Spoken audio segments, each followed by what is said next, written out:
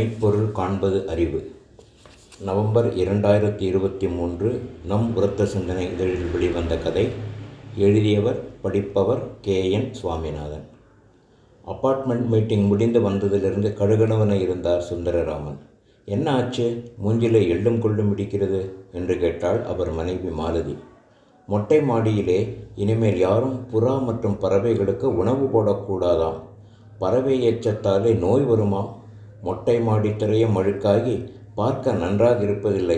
மாடியில் நடப்பவர்கள் சிரமப்படுகிறார்கள் அப்படின்னு சிவராமன் இன்னைக்கு மீட்டிங்கில் சொன்னார். சொல்கிறது சரிதானே, மொட்டை மாடி திரை அழுக்காக இருந்தால் நடக்கிறதுக்கு பிடிக்கிறது இல்லை. இனிமேல் நீங்கள் மொட்டை மாடியிலே புறாவிற்கு உடைச்ச கடலை போடாதீங்க என்றாள் மாலதி. சிவராமன் சரியான கஞ்சன். எச்ச கையாலே கூட காக்கா ஓட்ட மாட்டான். பறவை எச்சத்தினாலே நோய் வரும் அப்படிங்கிறதெல்லாம் சும்மா புருடா. என்னை அவனுக்கு பிடிக்காது.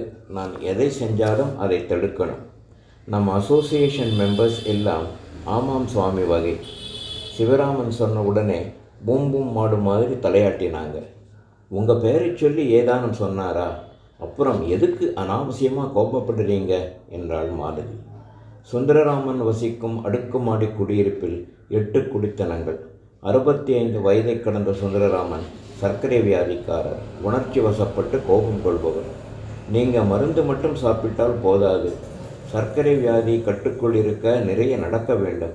வியாதி அதிகமான இன்சுலின் போட்டுக்க வேண்டிய வரும் என்றார் அவருடைய டாக்டர். காலையில் மொட்டை மாடிக்கு சென்று புறாக்களுக்கு உடைத்த கடலை போட்டுவிட்டு சற்று நேரம் நடந்துவிட்டு வருவார் சுந்தரராமன். தெருவில் இறங்கி நடப்பதற்கு சோம்பேறித்தனம். மொட்டை மாடியை சுத்தம் பண்ணி தரைக்கு பெயிண்ட் அடிச்சிருக்கு.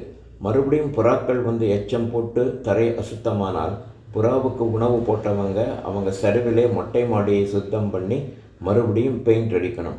இதை சொல்லும்போதே அந்த சிவராமன் என்னை ஓரக்கண்ணாலே பார்த்தார். ஆனாலும் அவருக்கு திமிர் கொஞ்சம் அதிகம் என்றார் சுந்தரராமன். நீங்கள் ஏன் இப்படி எதையுமே தப்பாக பார்க்குறீங்க? புறா எச்சத்தாலே நோய் வரும் அப்படின்னு நானும் படிச்சிருக்கேன். நாம் இருக்கிற இடம் சுத்தமாக இருக்கணும்னு சொன்னால் கேட்கறதுல என்ன தப்பு என்று கேட்டாள் மாலதி. நீ எப்போ என்னை சப்போர்ட் பண்ணியிருக்கே? என் மீது தான் எல்லா தப்பும் அப்படின்னு சொல்லுவேன் என்று சலித்து கொண்டார் சுந்தரராமன். என்னை புறாவிற்கு உடைத்த கடலை போடுவதில்லை என்ற முடிவிற்கு வந்தார். அடுத்த நாள் காலை சிறிது நேரம் வெளியிலே நடக்கலாம் என்று கிளம்பினார் சுந்தரராமன். 2 தெரு தள்ளியிருந்த சிவன் கோவில் மைதானத்தில் பலர் பறவைகளுக்கு பொறி, உடைத்த கடலை, பழங்கள் அளித்து கொண்டிருந்தனர். சிலர் மைதானத்தில் நடந்து கொண்டிருந்தனர்.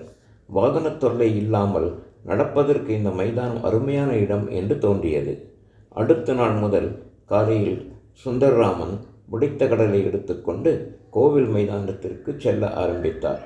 புறாவிற்கு உணவளித்து சற்று நேரம் மைதானத்தில் நடப்பார். நாளடைவில் இவருடைய வயதை ஒட்டிய நண்பர்கள் அறிமுகமானார்கள்.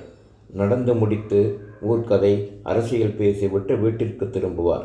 நண்பர்களை பார்க்க மற்றும் பழகும் ஆர்வத்தில் காலையில் சுறுசுறுப்புடன் எழுந்து மைதானம் செல்ல ஆரம்பித்தார். 2 மாதங்கள் உருண்டோடின.